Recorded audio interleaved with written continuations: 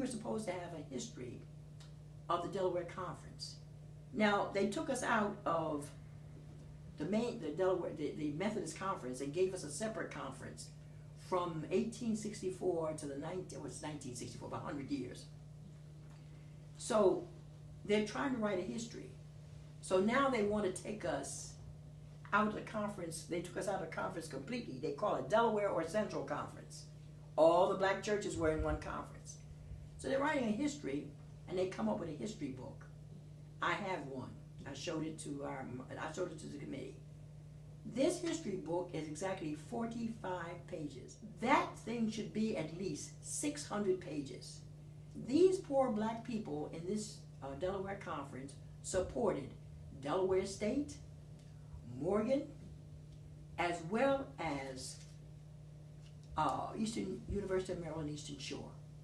They were 3 Methodist schools that these poor black folks supported in that Delaware Conference.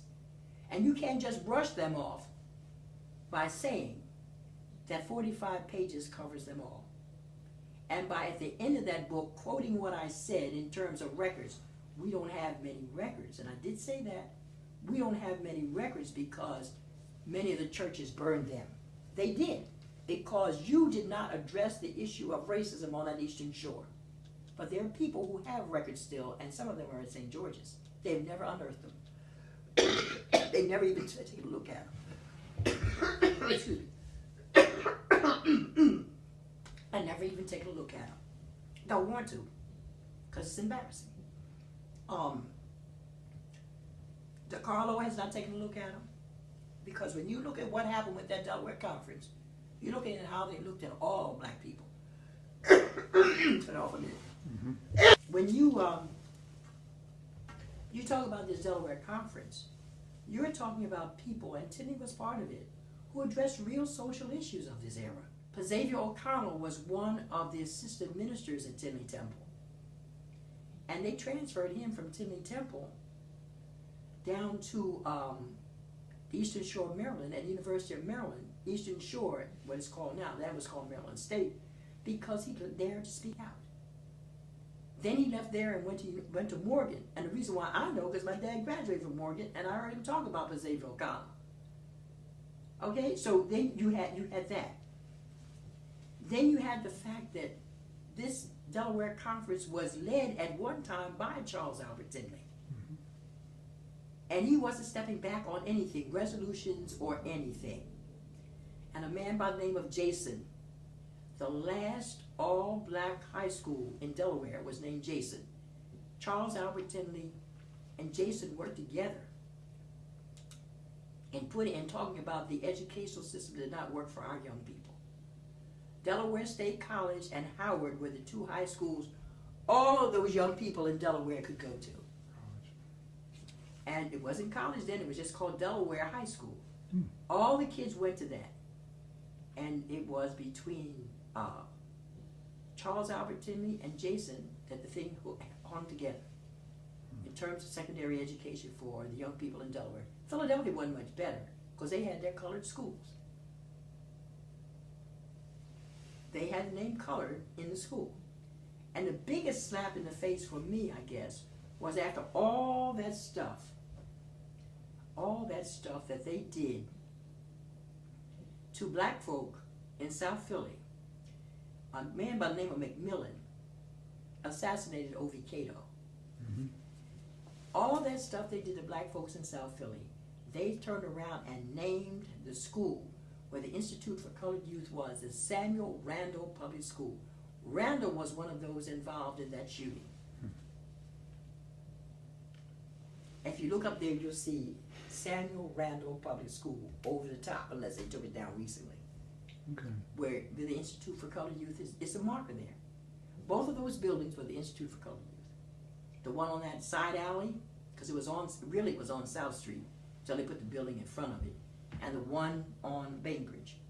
The responsibility for each other, for the welfare of each other. And the other legacy, I would think, is to become more open to addressing the issues of the entire community and not just ourselves. And we'll do that in a minute. That doesn't concern me, so why should I be interested?